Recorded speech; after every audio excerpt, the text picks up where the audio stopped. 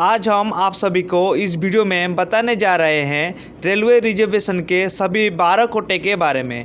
12 कोटा क्या है, 12 कोटा क्या क्या होता है, चलिए वीडियो को शुरू करते हैं।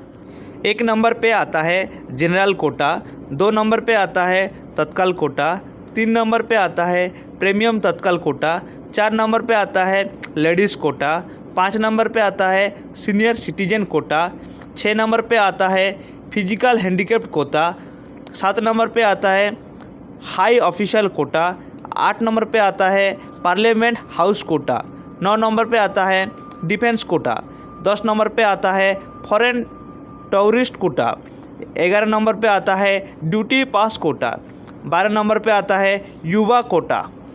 जनरल कोटा सबसे पहला कोटा होता है।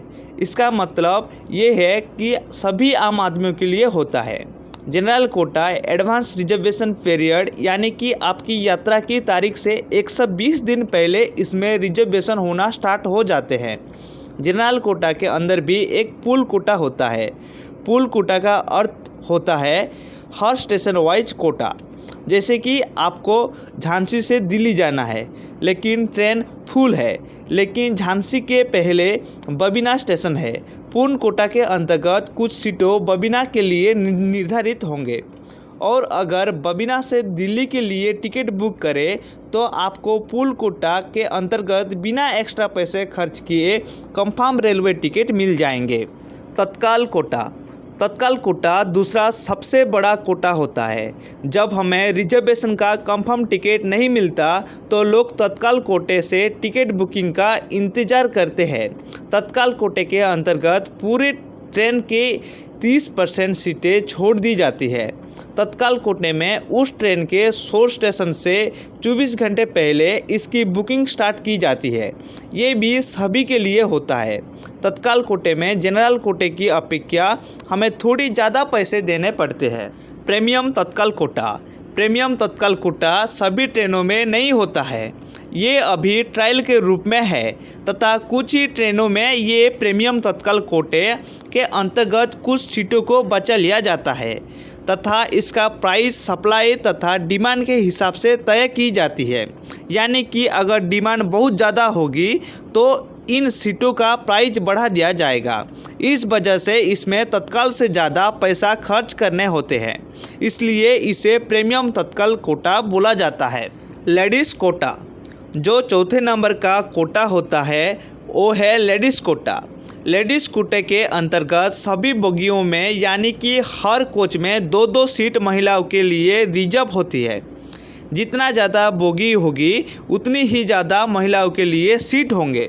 सीनियर सिटीजन कोटा या लोअर बर्थ कोटा ये सीनियर सिटीजन के लिए रिजर्व होता है। इस सीनियर सिटीजन कोटा का लाभ लेने के लिए पुरुष यात्री की उम्र 60 वर्ष तथा महिला यात्री की उम्र 45 वर्ष होनी चाहिए। इस कोटे के अंतर्गत सीनियर सिटीजन को अपनी उम्र का सर्टिफिकेट यात्रा के दौरान साथ में लेकर चलना होगा, जैसे कि वोटर कार्ड, आधार कार्ड, पैन कार्ड आदि। फिजिकली हैंडीकैप्ड कोटा के अंतर्गत दिव्यांगों के लिए पहले से ही कुछ सीटें रिजर्व होती है। Emergency quota, high officials quota. Emergency quota के अंतर्गत इंडियन रेलवे रेल अधिकारी, ब्यूरोक्रेट्स, हाई रैंक ऑफिसर और इसी रैंक के अन्य वीआईपी को इस कोटे के तहत यात्रा में छूट का प्रावधान दिया गया है। इमरजेंसी कोटा का लाभ लेने के लिए संबंधित पद पर होने का प्रूफ देना होता है। इमरजेंसी कोटे के अंतर्गत पहले आओ पहले पाओ तथा सीनियरिटी के आधार पर छूट मिलती है। पार्लियामेंट हाउस कोटा, आप नाम से ही समझ पा रहे होंगे, पार्लियामेंट हाउस कोटा यानी कि हमारे माननीय पार्लियामेंट सदस्यों को ये कोटा मिलता है। केंद्र सरकार तथा राज्य सरकार के मंत्रियों, सुप्रीम कोर्ट तथा हाई कोर्ट के जज के साथ साथ विधायक भी इस कोटे के तहत सफ़र कर सकते हैं। डिफेंस कोटा हमारे देश के जवानों को, चाहे वो नेवी, आर्मी तथा एयरफोर्स किसी में भी हो, ये सभी को मिलता है तथा ये वर्तमान में सेवारत तथा रिटायर्ड कर्मचारियों को भी मिलता है। डिफेंस कोटा में आपको डिफेंस आईडी प्रूफ नंबर या वोटर आईडी या फिर फॉर्म डी भरकर जाना पड़ता है। Foreign tourist quota. अगर कोई विदेशी पर्यटक ट्रेन में सफ़र कर रहा है तो उसे भी ट्रेन में रिजर्वेशन की सुविधा प्रदान की जाती है। पासपोर्ट, वीज़ा तथा उनके देश का आईडी प्रूफ लेकर यात्रा कर सकते हैं। Duty pass quota. Duty pass quota के अंतर्गत इंडियन रेलवे के उन कर्मचारियों को छूट मिलती है जो कि रेलवे के काम से यात्रा कर रहे हैं। युवा कोटा। युवा कोटा में 15 से 45 साल के बीच बेरोजगार लोगों को रिजर्वेशन की सुविधा मिलती है।